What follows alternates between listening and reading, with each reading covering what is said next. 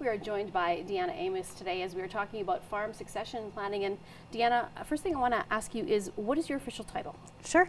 So my title is an investment advisor with Credential Securities, as well as an insurance representative with Credential Financial Strategies, Inc. Okay, now let's talk about farm succession, and it's been a huge topic in the news lately. Yeah. Why is it important?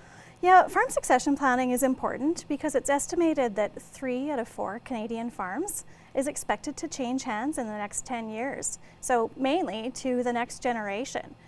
It's also important because the age of farm managers is getting older. So the average age of a farm manager is age 55, and that age group is growing the fastest. So what exactly is succession planning? Sure. So succession planning is also known as transition planning or farm continuity planning. It's planning for the transfer of skills, labor, management, control, and ownership of the farm business from one generation to the next.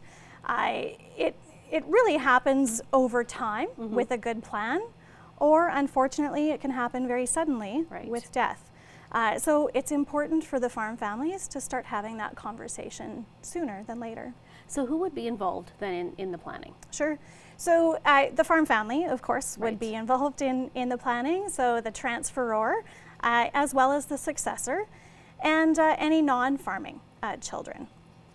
You would also involve a certified financial planner with an ag background, such as myself, as well as an accountant and lawyer to start having those discussions. The farm family and those professionals would discuss the business valuation, so what's the value of the farm, as well as retirement planning for the transferor, and the overall tax consequences of the various strategies.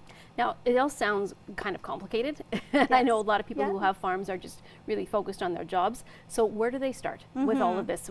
How do you take that first step? Yeah, the first thing they need to do is, I guess, start having those conversations with their family. So they would engage their professionals that would help start that family conversation. So to have an understanding of what the family's vision is for the farm.